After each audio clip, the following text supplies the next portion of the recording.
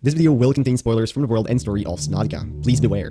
Now, the world of Subnautica and Subnautica Below Zero is definitely vast, offering many different and unique biomes for the player to explore, but there is one biome which is just never really talked about quite as much as many of the others, and that is the Crash Zone.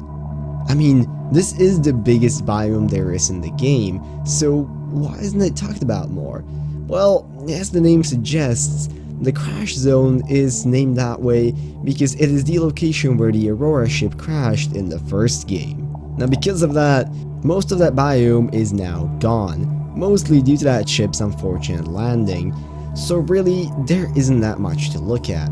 However, some people have begun asking the question, what was this biome before the ship's crash?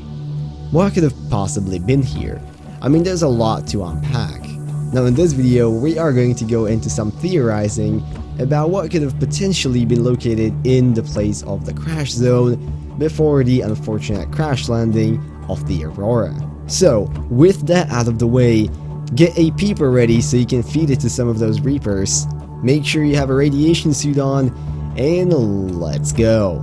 Now, first things first, I mean, I think it's best to start off with what we can see and what the Crash Zone is right now. As I already mentioned, it is the largest biome in the game, located on the easternmost part of the map and surrounded mostly by the safe shallows, grassy plateaus, and then of course the kelp forest and the bulb zone from the other side.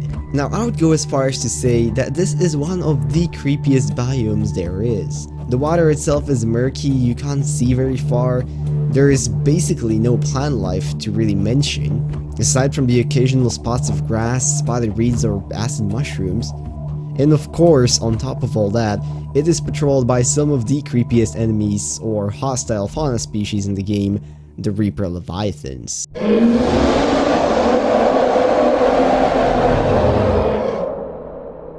Now, luckily, there is a bit more to this area than can be seen at first sight.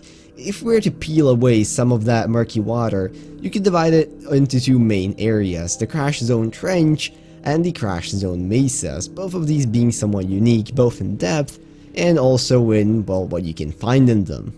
The trench itself can be divided into the shallower western part and the somewhat deeper and larger eastern part, and potentially constitutes one of the most dangerous areas in the game, with 3 Reaper Leviathans patrolling the area. However, of course, it is also worth it considering it contains a lot of Cyclops, engine, and bridge fragments. Now, the mesas themselves have a more green colored water, and these actually contain a bit more fauna and flora, being located just behind the Crash Zone Trench and bordering the crag field. But now, I think we have a solid base to go into the theories. Now first, let's talk about the island theory. Some people have begun to believe that it is possible that the Aurora would crash onto an island. Perhaps during its descent, the pilot would attempt to steer it towards some dry land.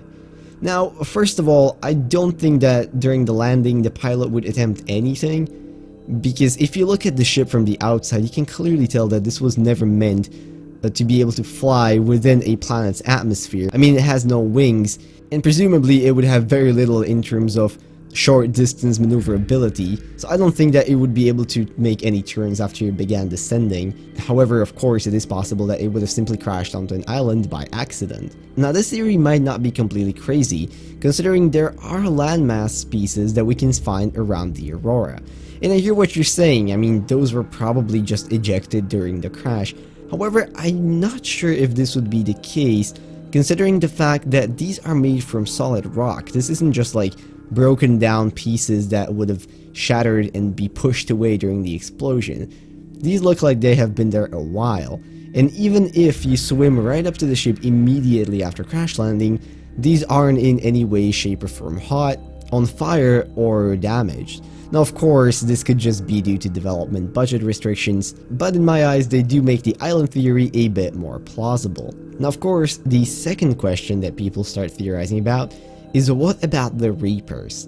Did they just come in, or were they always there? Was this perhaps their natural habitat that was simply disrupted by the ship's crash? Well, I don't think we can necessarily tell. I mean, on one hand, we do know that Reapers are attracted to loud noises, So it would make sense that after something this loud, a lot of them would come into the area.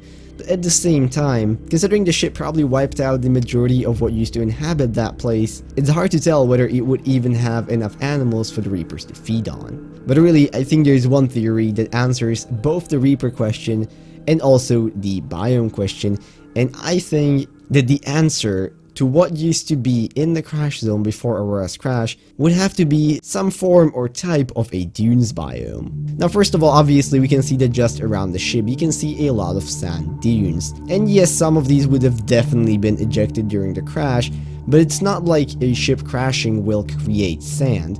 It could pile it on for sure, but some of these sand dunes are absolutely humongous, which could be explained if there was more sand in the area to begin with.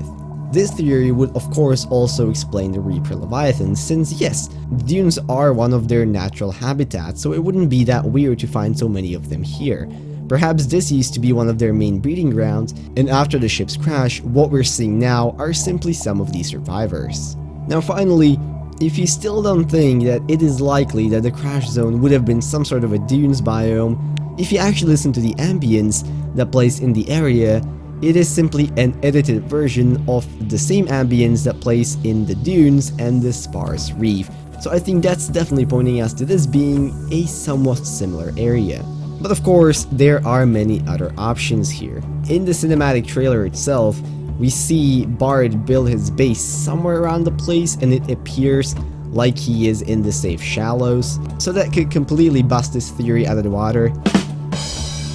And of course, it is also totally possible that it was simply a new biome that we haven't seen yet, and that has been completely eradicated by the large hunk of a ship landing right on top of it. But of course, all of those are just theories, and until more information is released, if it's ever released, we'll probably never know. But with that, I'm gonna end the video, and I hope you guys enjoyed and learned at least something new about the wonderful world of Subnautica.